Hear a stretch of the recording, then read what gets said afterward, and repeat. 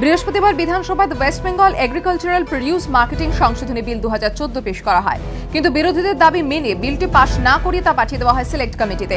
প্রস্তাবিত সংশোধনী বিলে কৃষি বাজারগুলি বেসরকারি হাতে তুলে দেওয়া, সেই বাজারে পণ্য কেনাবেচা নিয়ন্ত্রণের ভার বেসরকারি সংস্থা বা তার নিয়োগ করা ব্যক্তির হাতে রাখার সংস্থান ছিল। পণ্য বায়না থেকে শুরু করে চুক্তি, আলোচনা, আনুষঙ্গিক কাজকর্ম ইন্টারনেটে চালু করতে ই-ট্রেডিং ব্যবস্থা চালু করা সহ একাধিক প্রস্তাবও ছিল সংশোধনীতে। বিলটি নিয়ে আলোচনায় অংশ নিয়ে বিরোধীরা দাবি করে, বিলটি ভালো মন্দ দিক বিস্তারিতভাবে পর্যালোচনা না করে পাশ করা হলে ভবিষ্যতে তার রূপায়নে নানা সমস্যা দেখা দিতে পারে, বিঘ্নিত হতে পারে কৃষক স্বার্থ। তাই বিলটি পাঠানো হোক সিলেক্ট কমিটিতে। সরকার পক্ষ বিরোধীদের এই দাবি মেনে নেয়। এদিন সিলেক্ট কমিটির সদস্যদের নাম ঘোষণা করে দেন অধ্যক্ষ। কমিটিতে শাসক বিরোধী সব পক্ষের সদস্যকেই রাখা হয়েছে। কেন বিরোধীদের দাবি মেনে বিলটি সিলেক্ট কমিটিতে পাঠালো সরকার? রাজনৈতিক পর্যবেক্ষকদের একাংশের মতে, বর্তমানে রাজ্য রাজনীতিতে তৃণমূলের ঘাড়ে নিঃশ্বাস ফেলছে বিজেপি।